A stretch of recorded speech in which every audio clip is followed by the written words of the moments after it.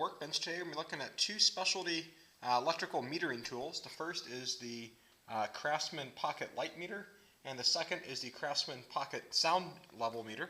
I believe these are both manufactured by X-Tech for Sears Craftsman. They come with a 1-year warranty, and each of these is powered by a 9-volt battery.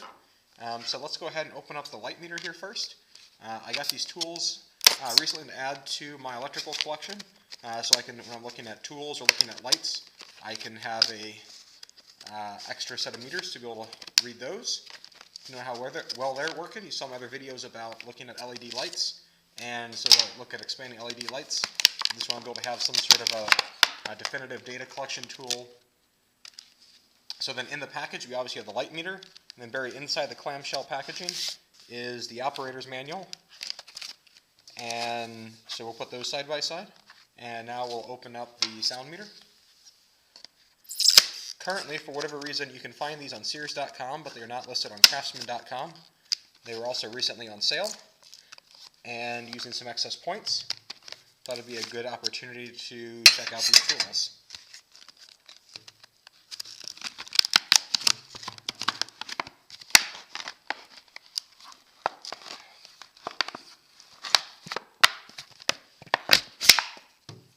So now we got the sound meter out, and inside the packaging for the sound meter, I would expect, and indeed there is a manual buried inside the clamshell packaging that looks like this.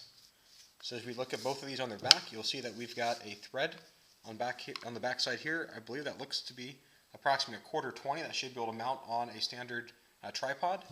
Now if we open up the back of either of these here, you'll see that this is going to require a 9-volt battery to operate. So I've got a package of brand new 9 volts that I bought to go with them. So we'll put these brand new 9-volt batteries into these respective meters.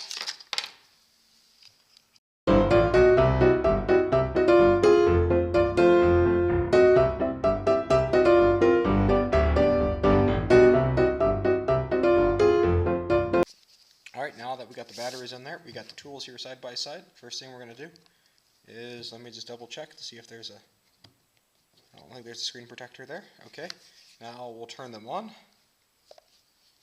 And so as we boot them up for the first time here, the first thing we see, we've got a boot sequence here, and the sound meter is going right to a decibel reading here. So you can see currently I'm speaking based on its microphone, somewhere around 70 decibels or so.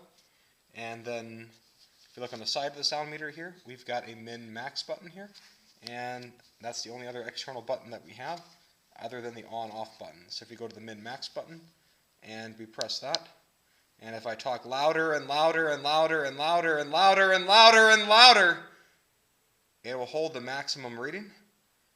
If I toggle this down to the minimum reading and then I try to get really, really quiet, it will then hold the min reading until I hit the button again.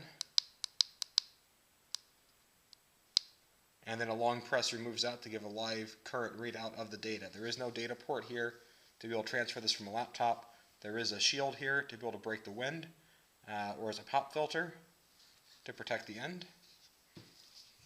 Now on the light meter, we've got the source, the reception source here at the top. We've got the on-off switch. The side here we have a max lux or max C. So we can either go for lumens or lux, depending upon the units of measurement that we want. So right now this is reading, so I got my max for max brightness and lux. There we go. If we go over to FC,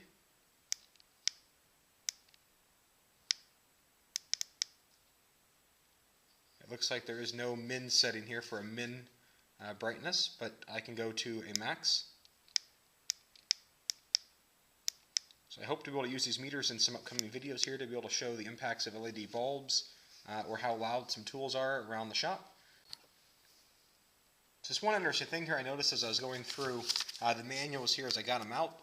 It's interesting, if you caught this carefully in the video earlier, from what came out of the sound meter and the light meter is actually owner's manuals both for the sound level meter, so they actually did not give me an owner's manual for the light meter, but I do have two sound meters, even though they were separate independent packages, and these items are purchased at two different Sears stores on two different dates.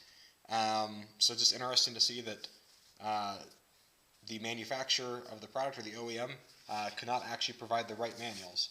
So I hope you found this interesting, and have a great day.